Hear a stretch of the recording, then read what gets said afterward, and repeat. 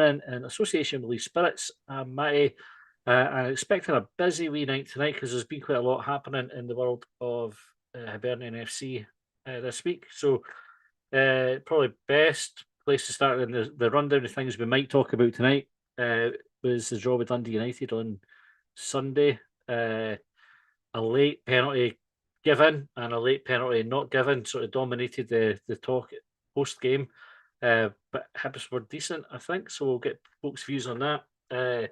There's also been, well, the rumour mill has been going fucking bonkers this week. So we've had, I'm trying to think where to start. We've had David Gray being sacked and definitely not being sacked. We've had Black Knights definitely taking over for the Gordons and then definitely not taking over for the Gordons. We've had them running the football operation and then not running the football operation. We've had Malky getting sacked. We've had Malky going down to Bournemouth to do presentations.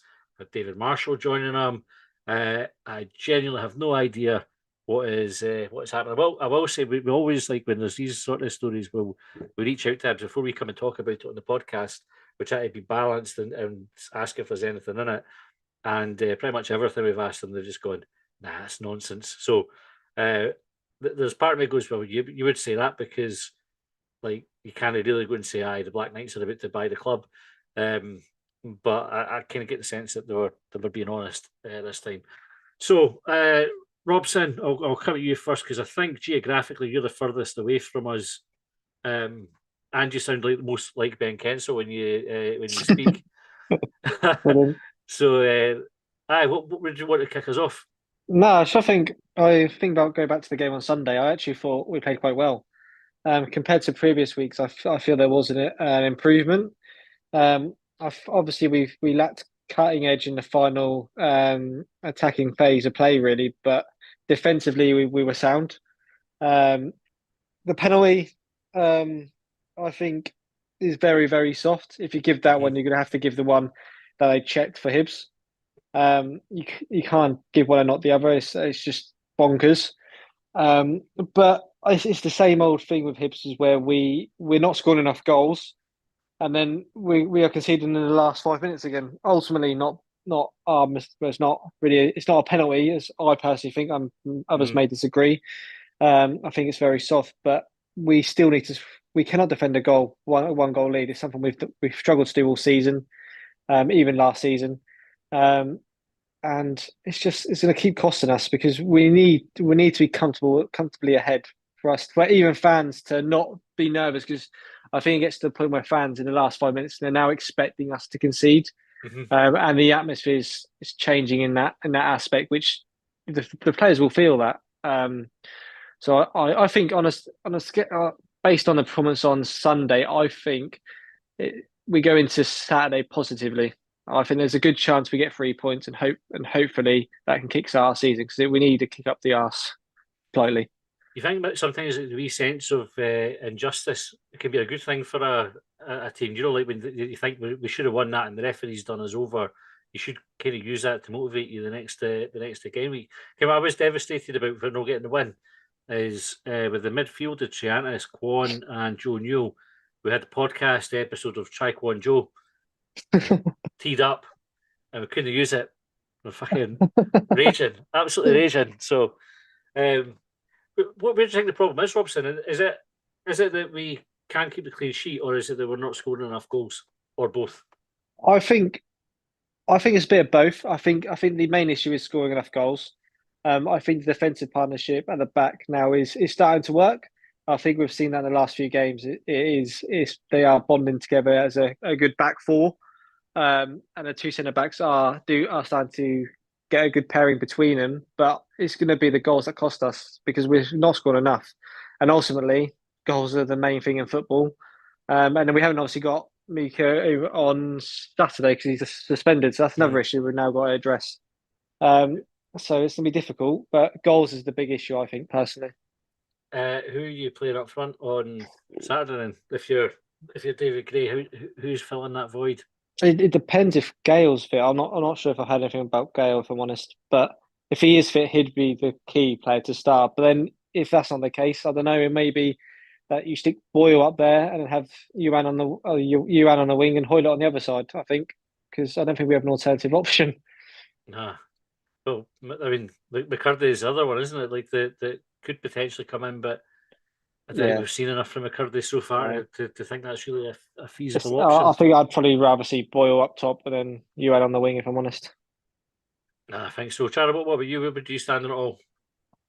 Yeah, I think I share a lot of the same views as Robson. I think obviously last week I was very negative about Hibs, but I think there's bright sparks of positivity there, I think. Obviously we controlled very much large parts of the game on Sunday. And we're very unlucky not to win the game. I think had we won the game, I don't think anyone would have complained because I don't think Dundee United offered much.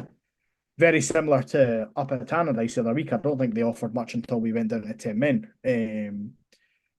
But I think the big thing for me is how many goals we're not scoring. I think Matt, you and Stephen, we're all in the same group chat and we were sharing about the XG and we're underperforming our XG by quite a lot this season, which I know some people can't be doing with the stats, but it is interesting to see how much we are underperforming in the final third this season. And I was delighted when Miko came back, and I don't think he's lived up to the hype that I had personally put on him. Obviously, with Kieran Bowie got injured early on, so we're missing him for a large part.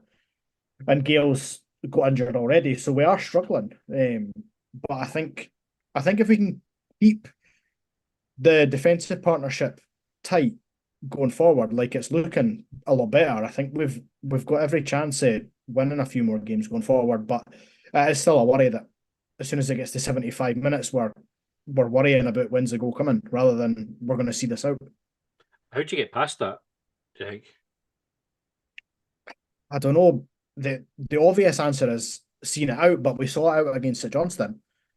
And, that's the only game I think that it is the only game we've won this season in the league, but I'm trying to think, is that the only game we've not conceded late on, maybe other than Rangers? I think we are really struggling. So I think it is a case of, listen, if we win on Saturday and keep a clean sheet, then you build confidence from that. And I think confidence breeds confidence, and we're bereft of confidence just now. So there's no surprise that we're conceding so many late goals when the team are so void of confidence.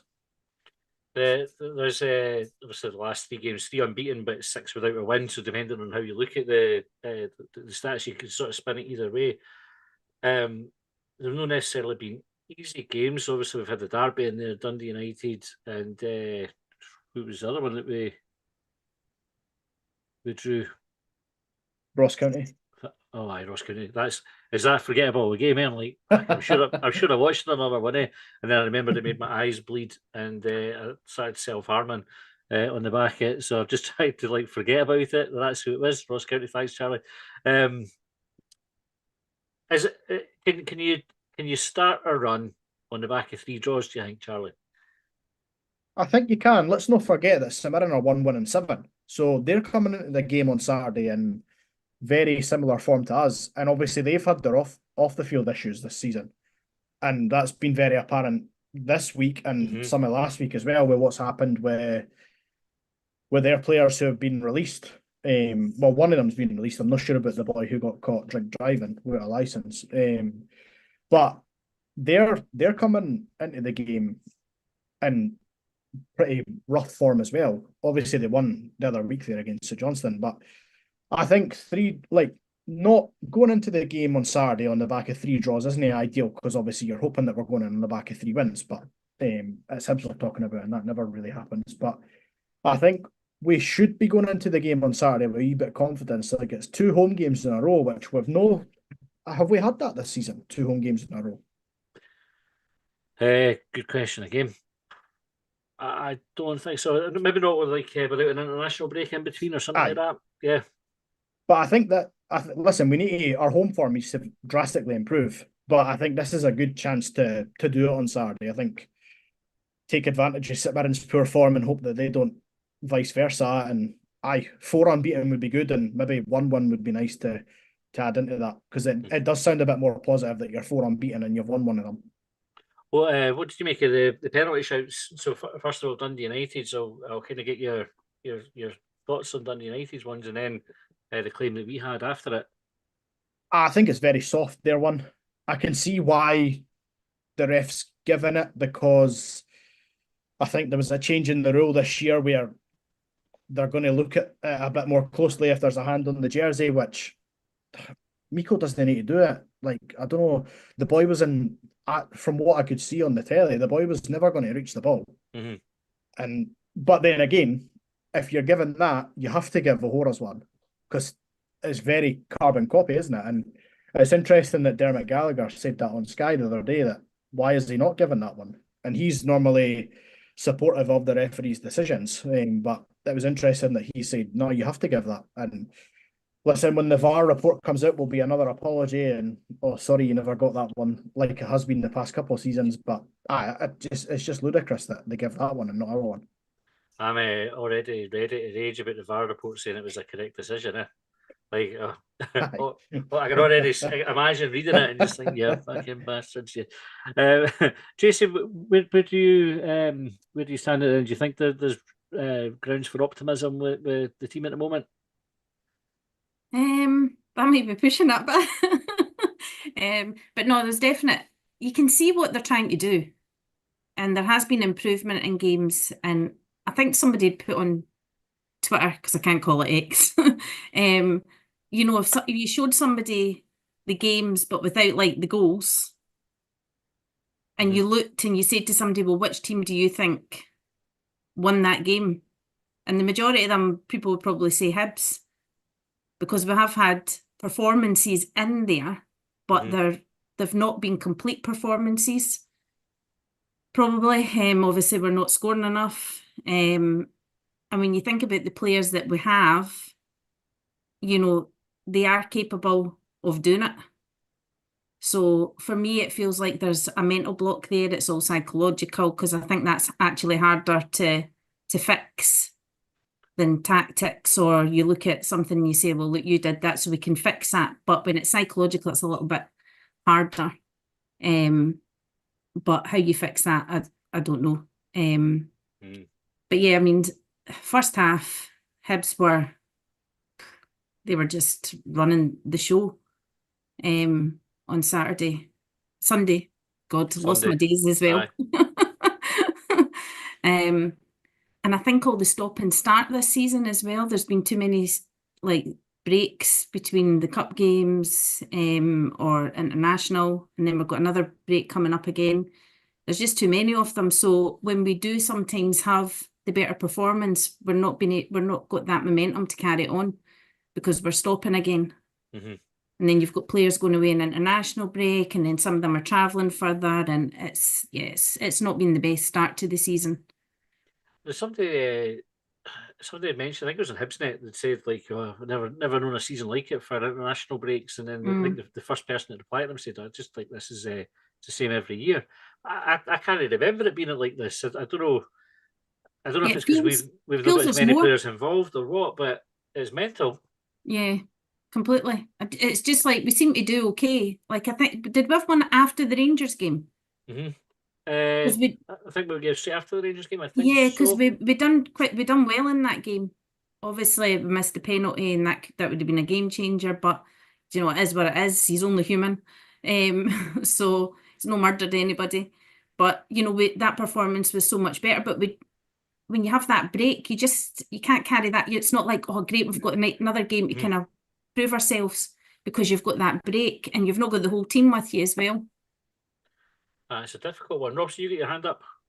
Yeah, I was just going to say, I think the only reason it feels pretty there's more breaks this year is because we got knocked out of the cup, which then meant we had another extra weekend where obviously the cup games were being played and we didn't have a fixture. So I think that's the only reason why it feels there's more breaks.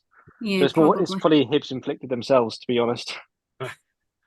It's just like us, eh? So everything that's happened this season has been self-inflicted.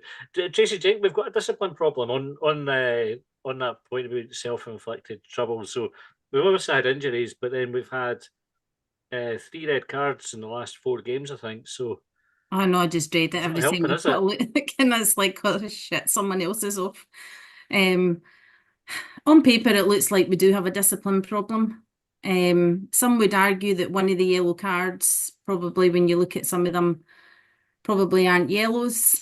But obviously, if you're on a yellow card, then you're restricted in what you can do, and you have to really watch what you're doing. But sometimes when you're frustrated and you're chasing a lead or whatever, then that is going to come in. I don't think we've got any players that do anything maliciously. I think it is just out of frustration and just making silly errors. And again, if it's psychological, then that is probably going to be more.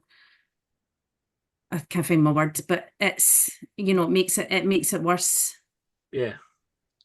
Right, we've got a couple of points on the YouTube comments. Ian Toggle said Bowie's a huge loss for us. Gale has missed a few decent chances, but I think he looks good. Stick with him and Miko up front.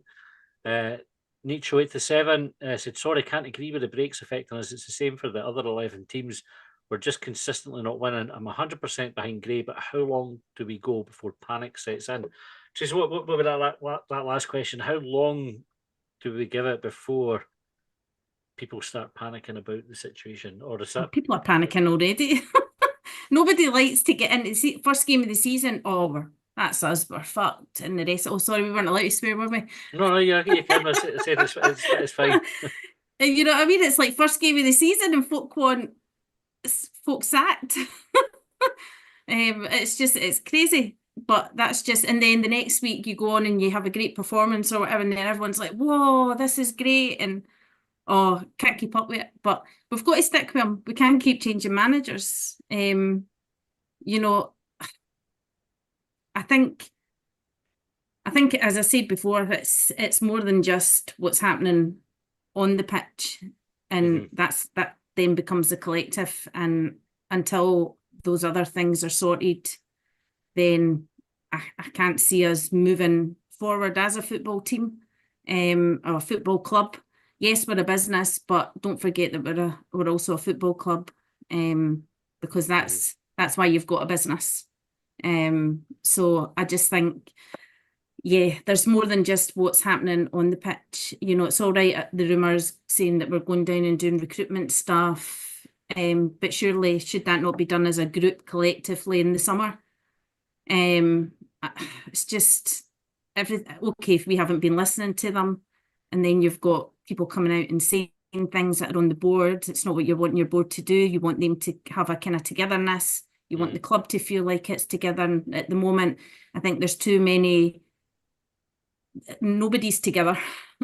I do kind of feel it's like Dave, the coaching staff, and the players against the rest of the world. And I get what they're saying.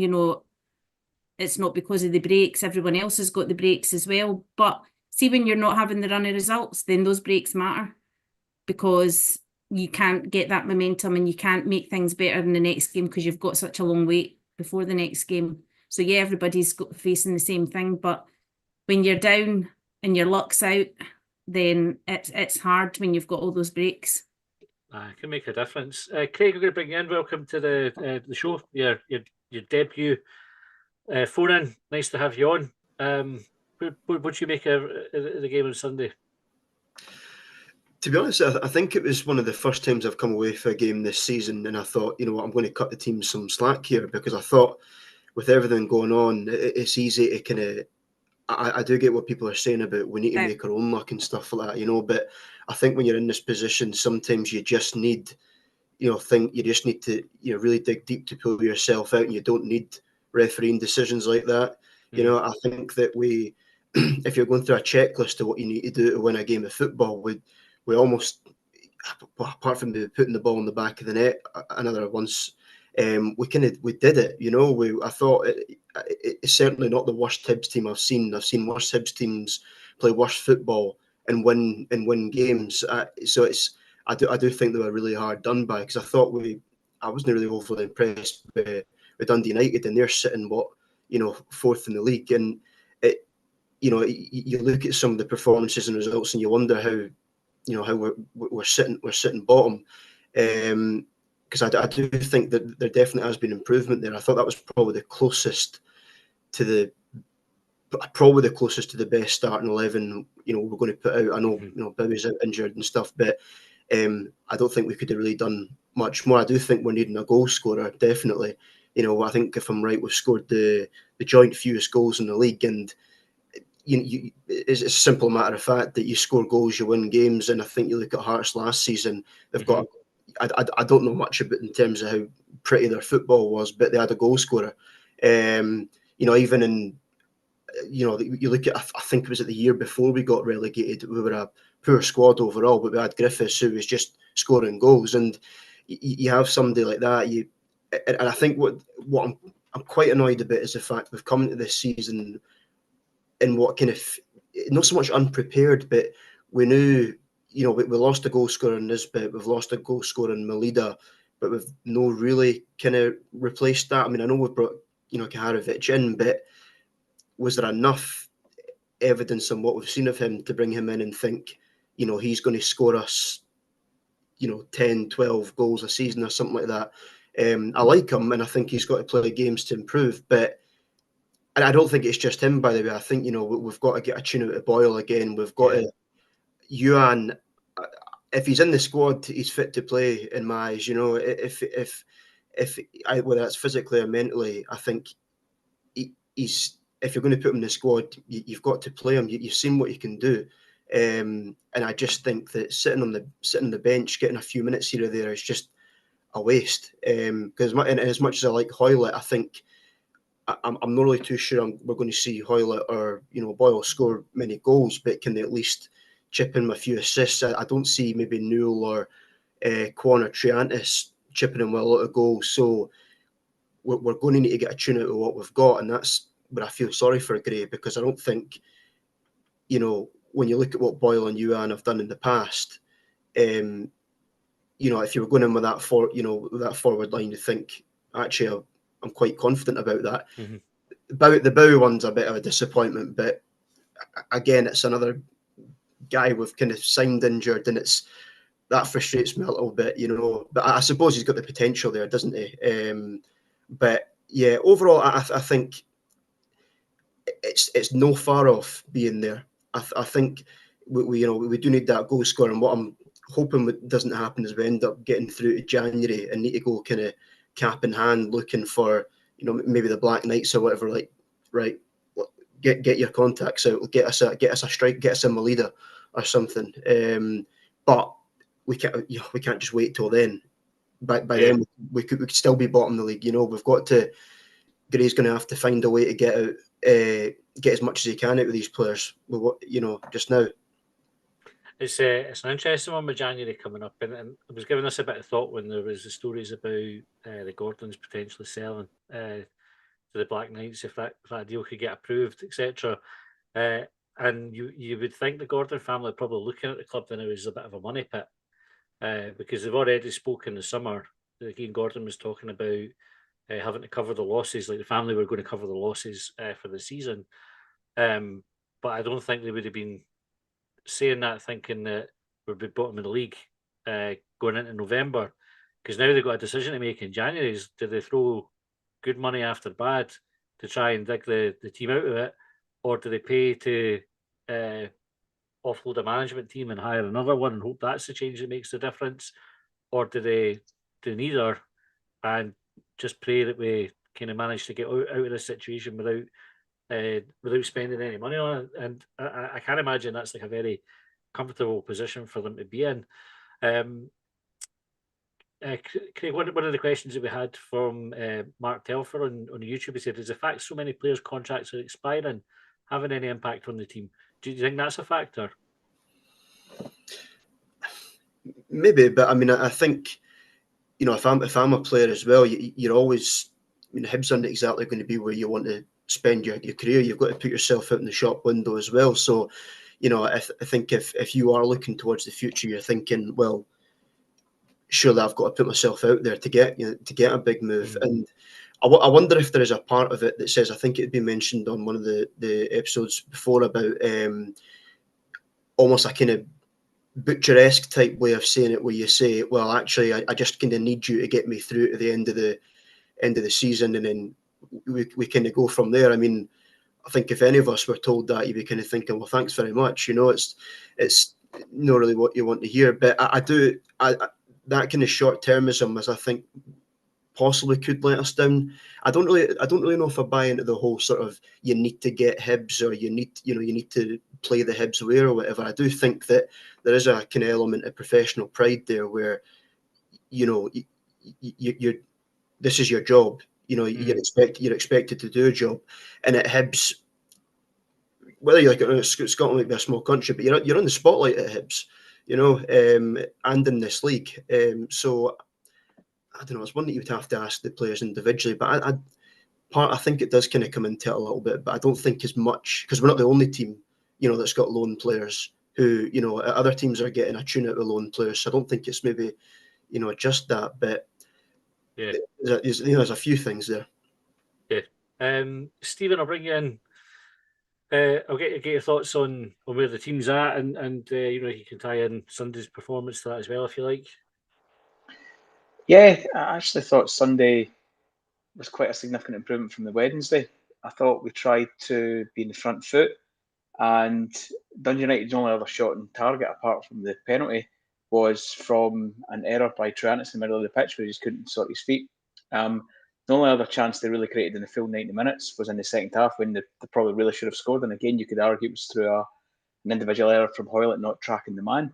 So in nearly 100 minutes, you know, that's all they've created. So I think I can't remember if it was Craig or whoever it was that said that Dundee United weren't impressive, and I couldn't agree more. Dundee United have taken 4 points off us this season, and they've only really played for about 40 minutes of those two games. So that's incredibly frustrating. My own views on the penalties are neither of them are penalties. It was interesting to hear David Gray's thoughts after the game that at the start of the season, apparently the clubs were told that if it's an incident that isn't likely to affect the actual play, then it's not a foul. And there's a camera angle from the famous five where you can see the guy that, by the way, the guy falls down after getting his shirt pulled embarrassingly easily. I don't know how he's managed to fall, to be quite honest. He's getting his shirt pulled and he's managed to fall down, which doesn't really make any sense gravitationally to me. I think Marvin said in Sports Scene he might be involved in the second phase of play, but he isn't, so I don't quite know how. Also as well, VAR took, 4.5 minutes to decide? Surely it's a binary decision. Is it a foul, yes or no? How the hell is that taking 4.5 minutes? Aye. That's another thing. And when you fast forward that 2 or 3 minutes to the O'Hora incident, by the incident, is that a penalty, yes or no? No, it's not. 20 seconds play on. Like 4.5 minutes to 20 seconds doesn't make any sense to me. That aside, I actually thought there was a lot more positivity. Again, you could argue we didn't create a huge amount, but if the referees do their job properly and follow the rules, that game finishes 1-0, clean sheet, on to next week. You know, at one point I think Dundee were getting beaten, we're going bottom. Fast forward half an hour, Dundee are winning, are sitting top 6. So there's an idea of how we are still quite close to the actual, you know, how close we are to the top 6. But you know, it's a classic if Manny had balls should be my uncle argument. In terms of everything else at the club, I think negativity is breeding negativity. So Twitter is just awful for, you know, once something's out there on the internet, it stays out there. I'm not entirely sure how much the Gordons have an intent to stick around, because ultimately it was Ron that bought the club, not his wife, not his son. So I'm always conscious of that fact. You know, they say they want to take on his legacy. Sadly, Ron's no longer here, so they don't, you know, they might have heard privately what his legacy was, but Ron might have had different plans. So I'm not entirely sure. Ultimately, as well, when you have an owner that isn't like Sir Tom Farmer, who doesn't have the, you know, I'm sure they have the best interests of the club at heart, but Tom Farmer was from the area, knew the reason, we all know the reason they bought the club. They don't have that same attachment, so there is always the worry that they could sell, and who they sell to could be absolutely anyone. You know, you look at the amount of clubs down south that have been sold to Korean owners, Chinese owners, and they just have no interest at all. So that's a bit of a worry. In terms of when do we start worrying, I think that was an earlier question. If we get, the closer we get to Christmas and the run of games where it's, you know, Saturday, Wednesday for a good 3-4 weeks solid, with the squad as thin as it is, I would probably start to worry if we've not. I mean, we've only actually, I think, got 3 more games in November. I think we've got St Mirren, Dundee, and Aberdeen. Realistically, 2 are at home, 1 are away, 1's away. Aberdeen are flying. I think we need to be targeting maybe 7 points from that. I think we need to look and to go up to Dundee and win, to be quite honest, because they are still quite close to us in the league. We have to win on Saturday. the last couple of games have been must wins, but Saturday is absolutely a must win for me. We have to win. Thereafter, we need to sign. We need a Mizian or a Marcondes type signing in January, because we just don't score enough goals. For Saturday, what do we go with in terms of a striker? You'd have to say McCurdy, because he's only a striker at the club. I wouldn't go with McCurdy. I'd rather the sub-goalie up front than McCurdy. He is one of the worst signings in Hibs history, and that's against quite a significant cast of thousands, to be quite honest. Yeah. I'm not sure if O'Connor would be registered to play with. I see Dundalk, I think their season might have finished, or they've released him for his loan. Don't know what state he's in, but if he's a striker and he's fit, get him on the bench at least, because I think I said last week, we've got players that have no pressure for places. So if you've at least got another striker on the books, pushing the strikers in training, pushing, for that one starting spot, especially if you've got strikers injured and suspended. So I would be inclined to go with maybe a sort of false number 9 and just have Boyle and Yuan and an attacking almost 3, so they're acting as secondary strikers. But yeah, Saturday for me, Matt, is an absolute must win. We have to win Saturday. There's no two ways about that. Is there an argument, right? And I'm conscious this sort of expression will send folk tonto, because nobody likes to sort of to say we didn't deserve to be where we are. But is there a sense that we might be in a bit of a false position, right? See, when you look at the games that we've had, like JC, you mentioned that, like if you didn't tell people the score and you showed them the games without the goal incidents in them, they think Hibs were the better team in them, and we've seen, like, I think I can't remember if it was on extra time on Monday or whether it was on the episode on Sunday. I can see if you asked Jim Goodwin after the game, we'll give you 5 Hibs players if you want them. I could have taken 5 out of our squad, no bother to put straight into the Dundee United squad. I think there's any question about it, he would have went. I mean, 2 centre halves, Kwon, Newell, and then another maybe a beat at left back. And I think you'd probably be replacing Mirren on Saturday if you asked Stephen Robinson, do you want 5 out of this Hibs team to put in your team? He'd take 5. I think the Dundee manager would do it. I think the Kelly manager would do it. I didn't think we're miles off being a better team than our league position shows, but we kind of deserve to be where we are. Do you have that sense, Stephen, that we're better than we're showing, or is it just the fact that we are the worst team in the league? I'm a firm believer that the league table can lie, to be quite honest. You look at the COVID season when it was curtailed, we dropped below St Johnstone in points per game. They had the game in hand. I think it might have been against one of the Old Firm that they were probably not going to win. I'm a firm believer the league table can lie. I think Hibs TV on Sunday said that we hadn't scored many goals in the first 20 minutes of games or something. Mm-hmm. So we are scoring all of our goals from about 30 minutes to about 65. And then there was, I think they had said as well that if the game stopped at 75, 80 minutes, we'd be sitting third or something like that. So I am a firm believer that the league table can lie. Over the course of a season, it probably does start to balance itself out. But yeah, I mean, if you look at the stats and balance of games, I honestly don't think we're the worst team in the league. I think we have played teams that are poorer than us, but it's about us demonstrating that on the pitch and actually putting these teams, to the sword and getting the second. I've no doubt if we had scored the second goal on Sunday, we would have won that game. Likewise, if we had got the first goal at County, I'm pretty sure we would have won that. If we had scored when we were 1-0 up against Hearts to go 2-0 up, I didn't see them scoring 2 goals in the game. But if we don't get the second goal, we're open to conceding a goal, rightly or wrongly, our own fault or VAR's fault or a referee's fault. A one goal lead in a game is never a safe place to be. Never, especially when you're defensively so frail and I think Charlie mentioned about the atmosphere. I think they'd said it when it was John Robertson before the derby. I'd said that he's noticed that Easter Road this season, you can actually start to see the tension, and you can actually almost feel the tension as well. Right. And he said that in the past, Hearts have preyed on that in the past, and I'm pretty sure, said last week about Motherwell, I've obviously watched us in games and they've said, you have the ball, do what you want with it, try and break us down. So I think teams are aware that, there is that defensive psychological frailty of us right now. But to answer your question, the league table can lie, in my opinion, but we need to, the only way to get up is to keep winning, not keep winning, we're not even winning games, it's to start winning games, yeah, absolutely. Nice one. Joe, thanks for joining us as well. Keep waiting patiently there. What did you make of it on Sunday? I think it's pretty obvious. If Dundee United don't get a very dubious penalty, we win the game. if we win the game, none of us would be having this conversation tonight because Hibs are going forward.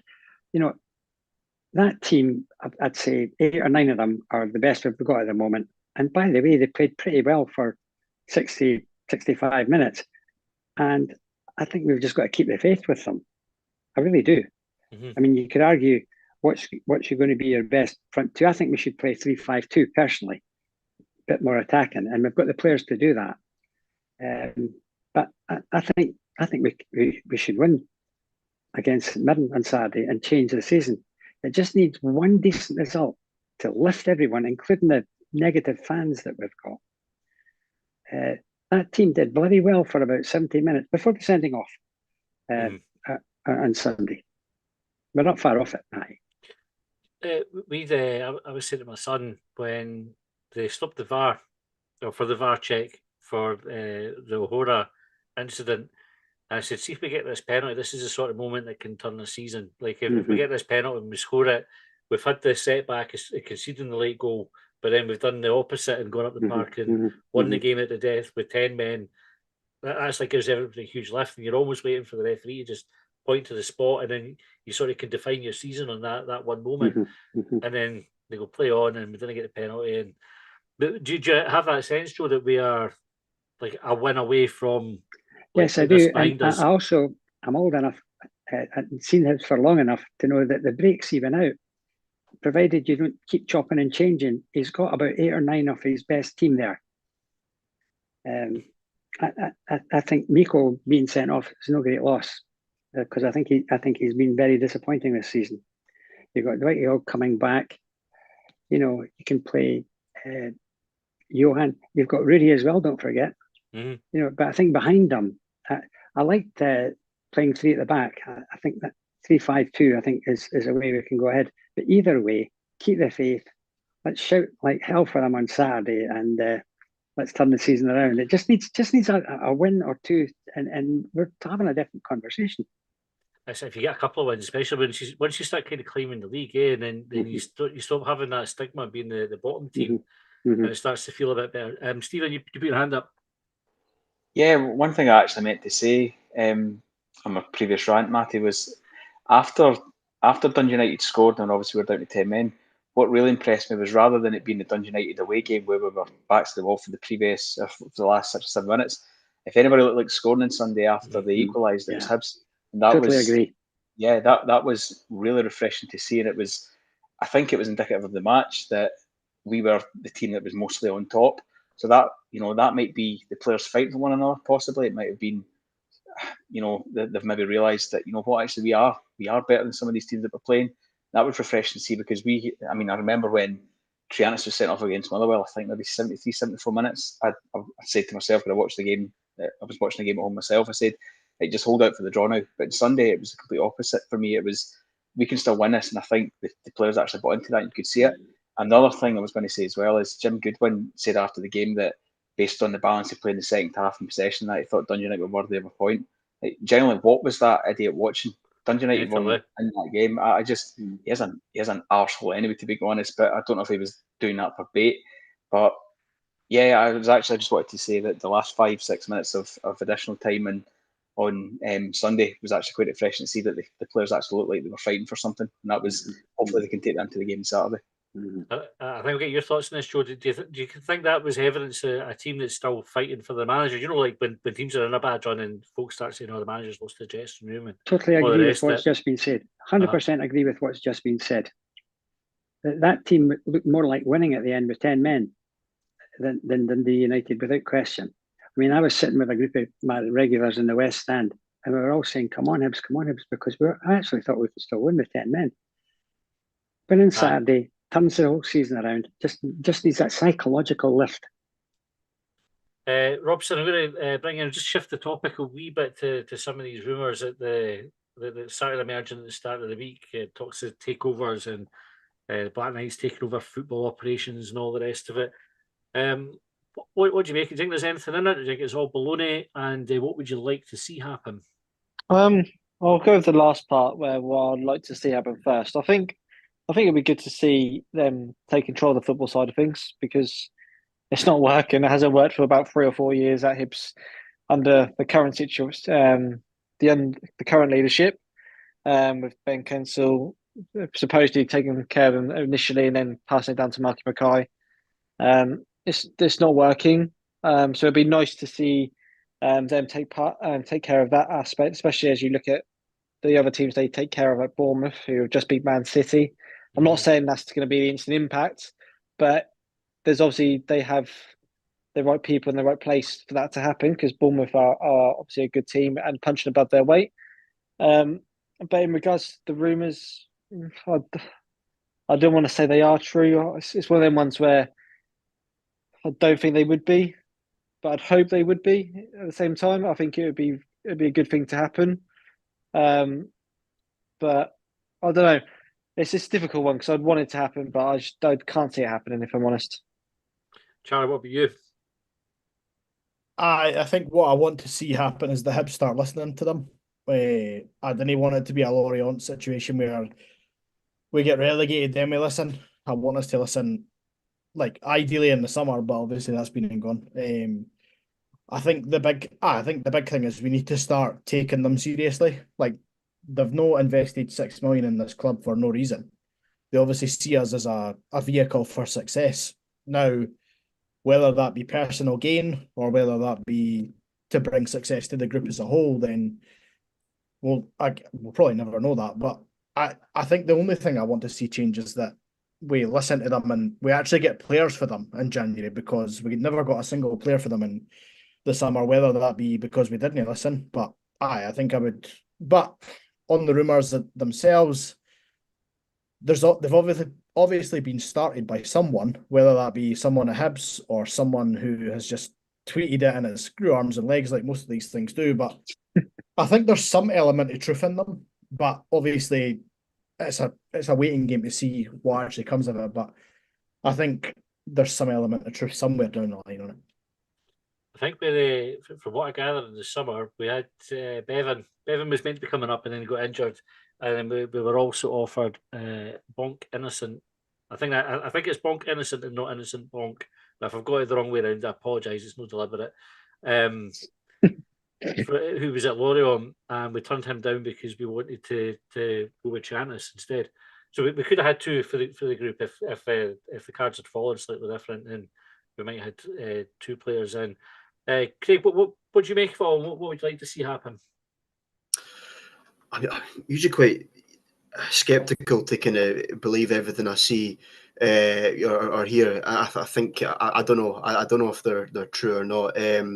Although I do think, kind of as Charlie said, there's probably an element of truth there, because I think if you're Bill Foley sitting there right now, you're probably thinking, I can't imagine he's sitting there really happy thinking, we've got this 25% share and I just pumped 6 million in and you're sitting bottom of the league and you didn't listen to me. I think I'd be kind of saying, right, well, listen, I'm not here to muck around. So maybe there is an element to it saying that, they want to become more involved. It's what I like to see. I mean, I think for me it's probably more about consistency. I'd like to see, because I don't, without the Black Knights, there has been seasons there where we've done well with kind of signings that haven't been, marquee international signings. Mm-hmm. They've just been, John McGinn, Kevin Nisbet, Doig, Porteous. I don't want to go on, I'll probably cry. But, I don't think we need to overcomplicate it. But, could they help us with a sort of consistent stream of maybe talented players that can, so we're not having these constant transitions and constant third place finishes, then fighting relegation.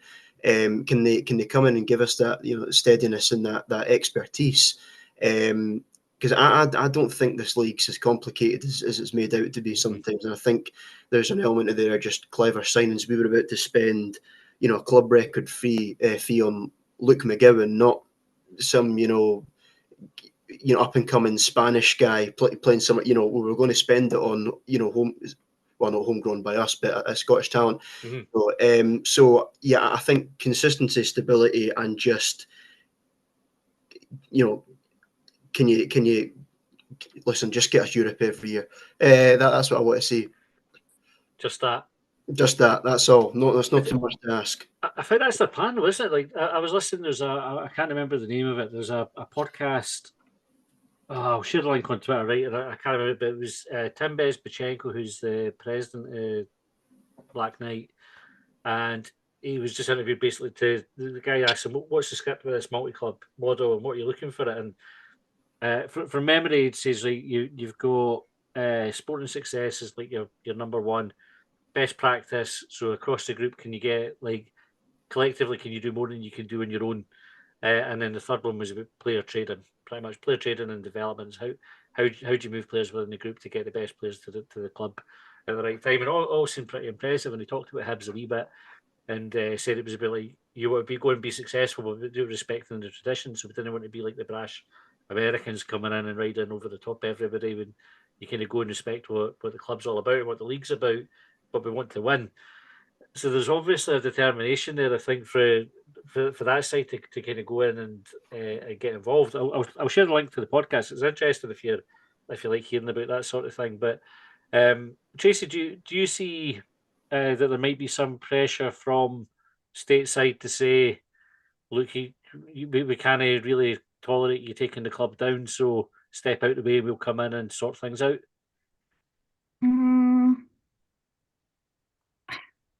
I mean, Bill Foley's not got to where he is without being tough. But I do think they all need to start behaving like grown men and stop throwing their toys at the pram. Because obviously we can't have people from the board, regardless who they are, coming out and saying things, especially when it's and then somebody leaking that it's actually about our new manager and our new sporting director or whatever title he's got. And then nobody from the club coming out and backing Dave, and Dave's left to deal with all the questions. I mean, that was really poor, and we had to wait till Ian Gordon finally came out and did an interview, but that was a bit further down the line. So there needs to be that togetherness, regardless of, if they're going to hand over the football operations to Black Knights. I'm not sure if the SFA will permit them to buy it. I don't know, because obviously there are rules and regulations with multi-group ownership. But yeah, I mean, Bill Foley's obviously pissed. They've done a good job. It's kind of been steady with Bournemouth. They're improving. You can see the improvement year on year since they've been there.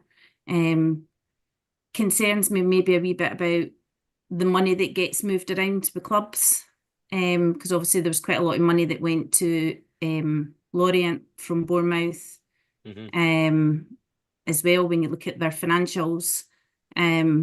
So, is it a haven just to move money around? You just don't know. So it could be beneficial to us. I just really don't know. I'm not 100% sure about this multi-group thing, to be honest. I'm quite lucky just now that I've got a contract with a women's championship side, and it's a multi-group. Michelle Yang owns that. Michelle Kang, sorry, God, I can't speak tonight. And she's just phenomenal. And I've met people from the group as well, and there just seems to be that real cohesion. Everybody's aiming for the same things, which I don't get at the moment with Hibs and Black Knights. That's interesting. And so when you see working like that, does that give you some confidence that if they get that together, it could be a good thing for Hibs? Yeah, I mean, if it can be like that, then yeah, I'm all for it. But at the moment, it just feels a little bit kind of far off that. Obviously, I'd probably be quite happy if Black Knights were to take over the football side first, and then, I mean, it depends if the Gordons are definitely wanting to sell up. I don't know. I would have thought it would take a lot for Ian to give up Hibs. Yeah. I think, like I say, when we asked Hibs about it, Hibs were very quick to sort of say, no, there's nothing in the takeover chat, certainly. Joe, what would you like to see happen with it? I think what I said earlier, I echo. I think you've got to stick with the team we've got just now. I predicted the last 3 results. You know, you asked the last 3 draws I predicted. I predict Hibs will win the next 3 games. We'll narrowly beat St Mirren on Saturday. We'll beat Dundee away, and we'll stop Aberdeen's run when they come to Easter Road on the 26th of this month. And it just Love needs that, Joe. it just needs a small run like this, and we're all having a different conversation. I think there's been too much negativity across the place, including on this podcast. And I think we all need to get behind the team. You know, David Gray's done a really good job with what he's had. And we're a ball here, sorry for the expression, Tracy, but we're a ball here away from getting it right. So that's what I think. Okay. And Stephen, I'll get your thoughts on it as well. But first of all, do you think there's any truth in any of it? And what would you like to see happen? Yeah, I just wonder if it's a bit like the political world where there's an intentional leak just to sort of test the market and see what the reaction is to it. There's never smoke without fire. We've also got whatever is Kensal, chief executive, sporting director. I don't know what it is, but by all accounts, he's quite mouthy. Not even behind the scenes, he's quite mouthy in the hospitality suites and things like that. He says stuff that's probably confidential within the club that shouldn't really be released. The very least the club needs to do is listen to, albeit the minority shareholder that's involved with the club, the very least they need to do is listen to them. By what was said from Bill Foley and the Black Knights, they haven't even been listened to, and that can't continue. Certainly not when we're 6-7 weeks away from the opening of the transfer window for January. That dialogue needs to open up, and if it's not already opened up, it needs to open up soon, because if they're not identifying players to potentially come in via the multi-party group, and by the way, I'm not necessarily a fan of the multi-party group, but if you look at the City group and there was another group that I was thinking of as well. Red Bull, that was it. Yeah, I think most of the Red Bull teams are playing in Champions League football. Multi-group system can work as long as it's done correctly, and Bournemouth benefit from being in the most lucrative league in the world. Let's not forget about that. I think the Black Knights' motivation for Bournemouth is to stay in the Premier League pretty much more than anything else. So it can work, but at the very least, Matty, I think you really need to listen to what they have to say, and if that's taking over the football operations, possibly, if it's at least identifying, fringe players like Marcondes was at Bournemouth in January. If those type of players come in and boost the team and bring the clear talent and quality that's missing right now, then I'll be all for that. Because ultimately, we are a very small cog within the big wheel that is Black Knight. So we need to try and get the most out of that we possibly can. I think it's worth noting that obviously the stuff with the not listening was right in the wake of the Celtic Hearts defeat, wasn't it? So right back even before the league season had kicked off. Tim Bezbachenko was at the game on Saturday, I'm led to believe. I think we're expecting to have folk for Bournemouth up over the next few weeks. And then obviously the story about Malky and David Marshall going down to Bournemouth this week. I don't know whether that's true or no. Like, you read these things, and but it was also reported in the paper that we've had a couple of folk over to Las Vegas, I think, to see Bill Foley. So there's obviously conversations happening. I think there's a willingness to move forward. Tracy, you got a hand up. I'll get your point, and then we'll get score predictions to wrap up for tomorrow. Yeah, I was just going to say, it's quite sad because when we all heard about Black Knights and obviously the talk at the AGM, everyone was really excited because there's 6 million coming into the club. What could we spend it on? And it just kind of feels like it's just gone for that excitement to just plummeted. And, I don't think we've got people that are spending the money correctly as well. We seem to have we've had all this money, but we're still going to show losses as well in their accounts when it comes to the next AGM, which is, we were told wouldn't happen. But sometimes it just feels, and I don't know if everybody else feels that, but it kind of feels that we've kind of taken the money and said, see ya. It's definitely been underwhelming. I don't think when they were pitching the investment back in, was it the last day of February maybe, when the AGM was, I don't think anybody expected us to be sitting rooted at the bottom of the league at the start of November. Anyway, right, Tracy, what's the score going to be? I was going to say tomorrow, but this is on a Thursday. I work from home on a Thursday, having been in the office on a Wednesday, so I always think Thursday's Friday. I'm a day ahead of myself, right? So on Saturday, what's the score going to be? I'm going to say 3-1 to Hibs. 3-1 Hibs, right? I'm liking the optimism. Craig? I think I'm going to say 2-1 Hibs. 2-1 Hibs. Joe, you've already predicted a win. You said it was a narrow win. What's the score going to be? 3-2 Hibs. All right, good high scoring games. There are 3 goals. I'll get a nosebleed. Charlie. 2-0 Hibs. Nice one. Stephen. I'm going 2-0 Hibs, with St Mirren failing to actually be able to field a full squad because they've all been nicked. So 2-0 Hibs. You feel like St Mirren How are can going to it come happen out? to one team? I know. Instead of having the black and white stripes, it'll be the wee arrows up like the prison tops will coming on and out. Right, Robson, last word to you. What's the score going to be? Not going to be a lot of goals. 1-0 Hibs. 1-0 Hibs, right? So we'll be back to the ball the last 10 minutes and we'll all be shitting it, but happy at the end. We'll take that. Right, thanks very much for tuning in, folks. We will be back tomorrow with our preview show, so that'll be about 4 o'clock on YouTube if you want to tune in. Colin, I'll be back if you want to send us your team in advance. We'll do that. We've been using the Hibs app. You can do a team selector on that as well, so just screenshot it and tweet us, and we'll put the best ones up on the screen. We'll put the shite ones up on the screen as well, to be fair. Like, it's not as if we're fussy about content. You've been listening long enough to know that by now. And then we'll be back with the full episode on Sunday post-match, hopefully talking about a win. So watch out for our tweet for talking points. Thanks for tuning in. Thanks, everybody.